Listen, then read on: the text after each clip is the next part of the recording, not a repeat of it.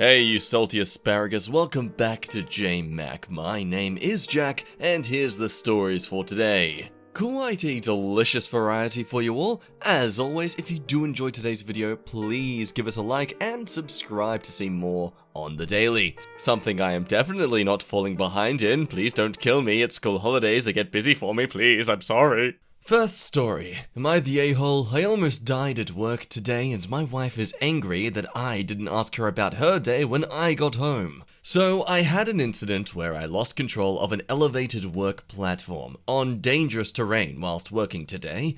The EWP slid down the hill, did a 180-degree turn through a row of trees whilst I was elevated at approximately 5 meters. It was harrowing, and I was left shocked as it happened very quickly and felt like I was going to tip the machine. On return home, I had a shot of vodka to steady my nerves and told my wife. She was cooking dinner and said some conciliatory things when I told her about the incident and asked if I was going to keep working this job. She then asked me to move out of the kitchen while she cooked. I got visibly upset, and then she said, "Well, you haven't asked me about my day. I had to look after our daughter all day. We're in lockdown for COVID and not allowed to leave the house at the moment." She then told me to look after our daughter who was having a tantrum. She since doubled down on her position and said she had exciting news that she now wasn't going to tell me. I said that was her decision. I'm angry that it doesn't seem like she cares that I almost died, and I don't think me being impolite and not asking her about her day is significant in this context. So am I the a-hole? Okay, hold up. It sounds like you actually did tell her about how you did almost die, and she offered a counterpoint of why are you still working there? She was engaging with you, just not in the response you wanted to hear. I guess you were expecting her to be just going crazy for you and kissing your face all over being thankful you're still around. And honestly, I agree. You should have gotten that. Like, you almost went away forever. That's that's a big deal. But there are some good points in this story that need to be highlighted, and it's better done in the comments here. First, on the OP's side, sounds like your wife is burnt out on being a stay-at-home mom. I've heard it's mind-numbing because of the lack of adult interaction. She was definitely a jerk to you, though. It would be a kindness if you would try to understand her and maybe ask her if she's doing okay. Happy people don't lash out the way she did. Also, I'm sorry you almost died. I'm glad you didn't. Yeah, look, I'm sure your wife isn't just disappointed that she's not going to get a nice payday out from your life insurance. So by this story, it does seem that the wife is merely at her own breaking point as well when it comes to having to be a stay-at-home mum. Does it excuse her to be snappy towards you when you're talking about a life-threatening situation you went through? No, of course it doesn't excuse it, but it does explain. Thoughts on mother's side of things? You're the a-hole. Glad you're okay, but you walked into your kid's tantrum and took a drink and kept on your own path all about what already happened rather than dealing with your toddler who needed something happening right now. So yes, once again, a male having tunnel vision, or at least based on the stereotypes, he kinda just straight for the alcohol and straight to talk to his wife. But I honestly didn't really perceive that in the story. Maybe this commenter just perceived a different idea of what they were reading. An interesting everyone sucks here point though, suggesting that maybe the OP was just blabbering on.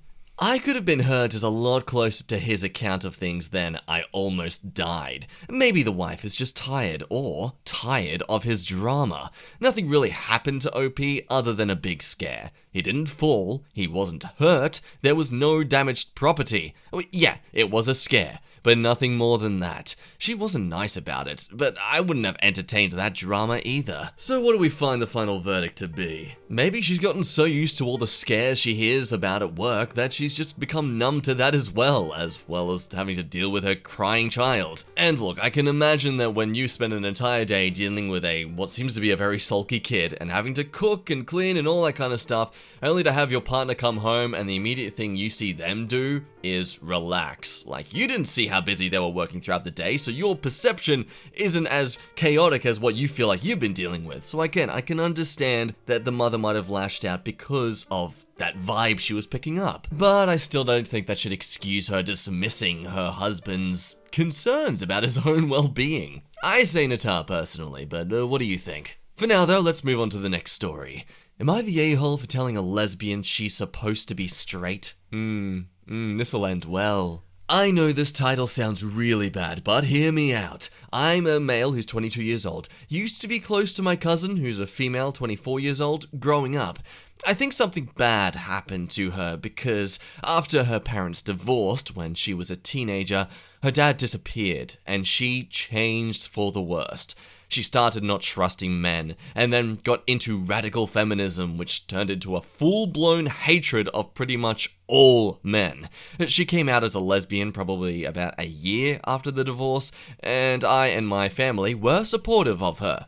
I don't use the term misandrist lightly, but she really thinks all men are evil and especially hates trans women because she thinks they're men. If you know what a TERF is, she's that. She talks about men being wired for violence and thinks schools need to be split by gender. She was fine with me for a while because I'm a trans man and I had been in the closet.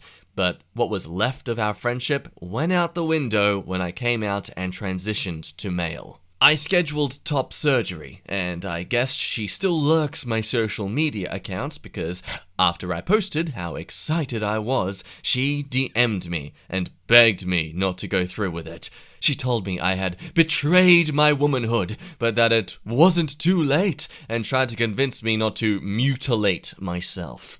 I'd never be a real man biologically, so why try be something I'm not? I usually ignore her, but I was so sick of her bullpoop that I told her that if I was betraying womanhood, so did she. She should be straight, since vavays are for peninanes and uteruses are for babies. I pretended I didn't know how it was possible for lesbians to exist, so she must be pretending. I don't actually believe this. I'll skip the details of her reply, but she was not happy. Part of me feels good about standing up for myself, but at the same time, I feel it was a low blow because, well, I'm pretty sure she was abused and that's why she's like this.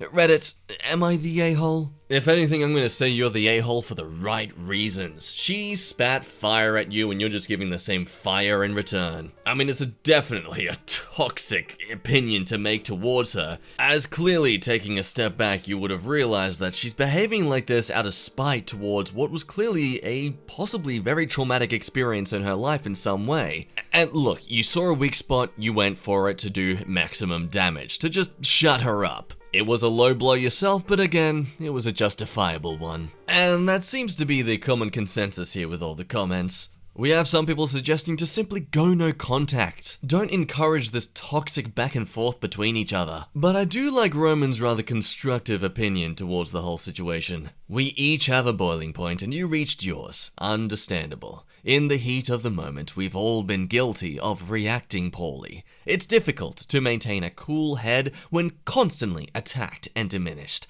But you're asking if you dealt a low blow, and yes you did. That's not letting your cousin off the hook though. She has made cruel and unfair judgments on an entire gender, and has made cruel and unfair judgment on you. You can't let that slide. She's obviously in a whole world of hurt, so perhaps gently and with compassion, reach out to her and start a conversation. Your relationship isn't irretrievably damaged. Soft yata. And that's just it. You know what you said was hurtful. And you know now as well that you said it to be hurtful. You weren't trying to persuade them to think otherwise. You were trying to zip their mouth. You were trying to shut them out, to win the argument. Sometimes that can be okay. To be honest, I can't really think of a context where that is a better option than simply just trying to listen to them and then guide them into a better way of thinking about the situation. Note I say guide, not force feed. But of course that also depends on the person in general. You can only do so much. Lead a horse to water, but you can't make it drink. But hey, if you have some thoughts that might have worked better in this situation, leave them down below. I can't really think of how else to have solved this issue personally. On to the next story. Am I the a-hole for telling my landlord that if she wanted me to babysit her kids, it would be $100 an hour? My landlord has 2 kids, and she asked me in the past to babysit. The way the house is arranged is that it's a duplex house. She lives on the left side with her husband and 2 kids. I rent out the right side. It's basically its own house. There are 2 entrances to the building with both halves are closed off. So it's a duplex then. You already said that. You don't need to give us a descriptive example of what a duplex is. I babysat once before as a favor when her husband had been in a car accident and she needed to go to the hospital immediately. I did it for free as a favor because, well, it was an emergency. But after that, she's asked me a lot to babysit, needing a break, saying how good I was with the girls, how it'd be nice for the girls to have a good female role model closer to their age than her. She is an older parent. I am 26 and the girls are 8 and 11. I said no at first, and she kept pushing to say that she'd pay me. It would be no trouble at all because I'm right next door, and if anything came up, I could come and knock. I said no again. Then a little while later, her husband came to me and said that they really need a break, and they'd pay me well to babysit, just sometimes. What did I want? I said $100 an hour. My side gig that I usually do after work is a freelance software engineering consultant, and I charge $85. But for babysitting, I would want an additional hazard pay due to the potential COVID exposure of having people out of my household in my home, a risk I don't have doing software. He said I was out of my mind, and I said that he wanted me to name a price, and that's literally how I price my time. He got mad and was like, "A few evenings of that is equal to your rent." And I was like, "Well, we can deduct it from my rent if that would make bookkeeping easier." I called my parents later, and my mum thought it was really rude of me to accept with a ridiculous number instead of decline. Like, she thought if I didn't want to do it, I should have just said no instead of being a smart aleck about it. Am I the a-hole for giving a silly rate for babysitting when my landlord and her husband pushed me to? First of all, I totally don't doubt that the only reason the husband actually came over was because the mother was totally pestering him about it.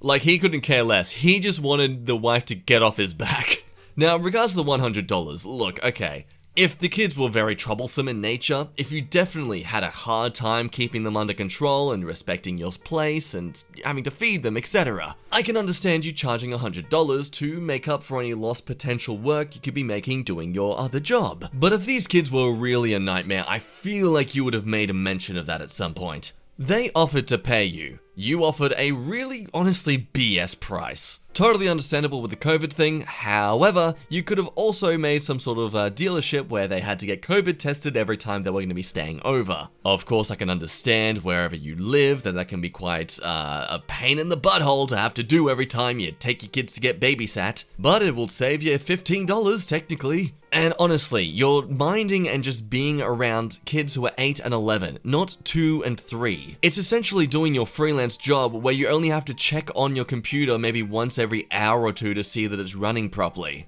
I don't know, look, you're fair to make your own price on your own time, that's totally understandable, but just accept the fact that you gave a really BS amount for babysitting. Some other opinions though. Everyone sucks here. Hear me out. Think about the emotions you had while uttering those words. Those emotions are pretty negative, right? It is your right to decline, and they are not respecting that. You're right. But just because something is sweet justice doesn't give you the right to make an ill-intentioned smart-mouthed comment. No, not the a-hole. You literally tried to decline and they kept pushing you to say yes. If they don't like your price, they can find another babysitter. Yeah, valid points either way. I still think they're an a-hole though, but hey, if you think otherwise, if you think I'm the a-hole for thinking that way, let me know. On to the next story though. Am I the a-hole for telling my dad I am uncomfortable listening to Christian music? I'm a 13-year-old female, and my dad, who's 38 years old, is very Christian.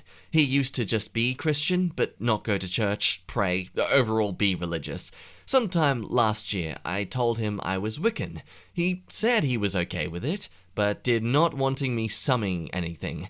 I was totally fine with that, but felt like I couldn't explore my religion thoroughly. So today was my birthday, and I was going to hang out with my friends, my dad, and his girlfriend.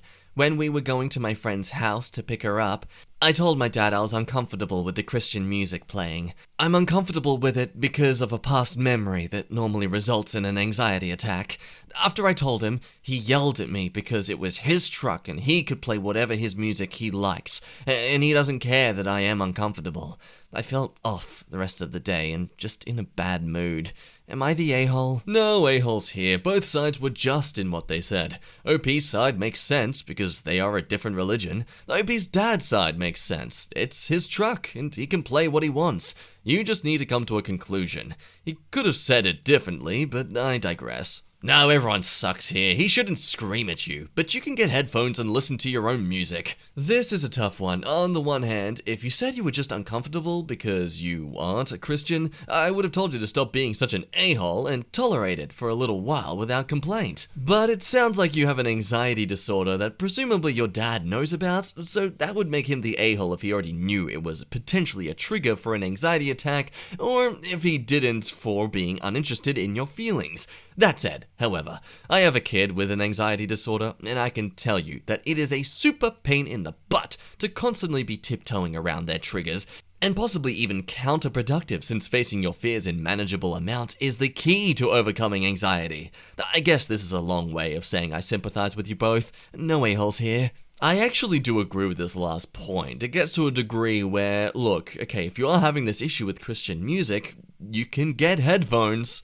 And assuming the father is aware of your anxiety, yeah, he should be a bit more considerate in saying no to you. He is still allowed to play the music he wants in his car, but again, yes, he should be a bit more considerate about letting you down. That's all I really have to say with this one. I don't feel there's much more to say. She's young, 13 years old. She's probably only just now learning how to really put her foot down on what she has boundaries on. Next story. Am I the a-hole for offending someone who assumed I was trans? I'm a 25-year-old female, and I recently started a new job. During the whole application and interview process, I communicated with the same person, the office manager, Susan. We had a couple of messages on email, and she conducted my Zoom interview. I got my job offer a couple of weeks ago, and have been working from home for the company ever since. At the end of last week, I had an email arrive from someone representing the company's LGBTQ group. This was the national group representing my company. I work for them in a regional capacity, saying that I had a standing invitation to join them in their next Zoom chat, if only to meet other LGBTQ people at the company and have a conversation with them. I am a cis heterosexual woman. I replied saying that while I'd love to join them as an ally, there had been some kind of miscommunication, as I'm not LGBTQ. I got a quick response to that, apologizing, saying that my name had been passed on to them as a new transgender employee. The only time I've discussed that sexuality of myself has been on the anonymous equal opportunities form that I submitted alongside my initial application, which stated that I was straight and cis. A couple hours after that, I got a call to an emergency meeting with Susan. When I entered the call, she practically screamed at me that I misled her. I asked how, and she said that she and the entire hiring team had assumed that I was transgender because of the fact that I put my pronouns into my email signature. I mean, if anything, I do this because it will make whoever I'm communicating with feel sure in the pronouns that I use, and saves them from having to ask, which is something that I believe should be commonplace, but that's just me. I reiterated this to Susan and said that I've never tried to mislead anyone. She said that she'd only seen trans people feel the need to mention their pronouns before, and that when my face appeared on the Zoom interview, it could have realistically been a trans woman. Oh my gosh, why would you say that thinking that is a good thing to say? So she continued on with her assumption. She also hinted at the fact that my supposed gender identity had resulted in a big swing in my favor over other candidates, and some of the hiring team now feel like I should be let go as I wasn't the best applicant on skill alone. I've double-checked since, and while the company can fire me without case for the next year or so, since a protected category, gender, has been identified as a potential factor, I'd have recourse to challenge them on that if they were to terminate my contract in the very next future. Because while you can't fire someone based on their gender identity, you also can't hire someone solely based on your perception of it either. She ended the call by saying that this wouldn't be going any further right now, but on behalf of the trans employees at the company, she was very offended at my choices. I'm not going to ask about if I should stay in the job, not the right sub, and also I barely have to talk to Susan now, so hopefully the drama will just die down. But was I wrong for immediately presenting myself in a way that could lead someone to assume I was transgender? Not the a-hole. As a trans man, thank you for putting your pronouns in your email signature. Unfortunately, reactions like this are the reason pronouns should be commonplace. Yeah, I feel in a working from home environment, having your actual pronouns does really help people better understand who they're talking to and how to refer to them if they need to. After all, we live in a society with very gender-neutral names. I mean, Jamie, Jackie, Morgan, Slarty Bartfast, these are all very gender-neutral names. So just as a courtesy to let people know that if you're he or she, that I don't see what the problem is there. If anything, it seems like Susan was the one assuming here. Also, as this comment points out, your gender identity shouldn't have been a big swing in your favor. That was 100% their mistake. And the suggestion that your face could have realistically been a trans woman is also offensive. On several levels, it is. She obviously has a mental picture of what she thinks a trans woman should look like, and she's making judgments about people based on that. I think it's clear to say that the employee here is just extremely embarrassed from the mistake they made. But, like any mature human, instead of reflecting on that fact and apologizing and admitting their mistake, no, let's blame the other person for the entire thing. Anyway, I'm going to wrap things up there. How did you go today? Any thoughts or feelings you felt like we didn't cover or I completely missed the mark on? Let me know. For now, I will say goodbye. It has been a lovely time having you here today. If you could like this video, that really truly goes a long way for me. Anyway, with that said, I shall be off. My name's been Jack, you've been a lovely person, and I'll see you next time. Bye-bye.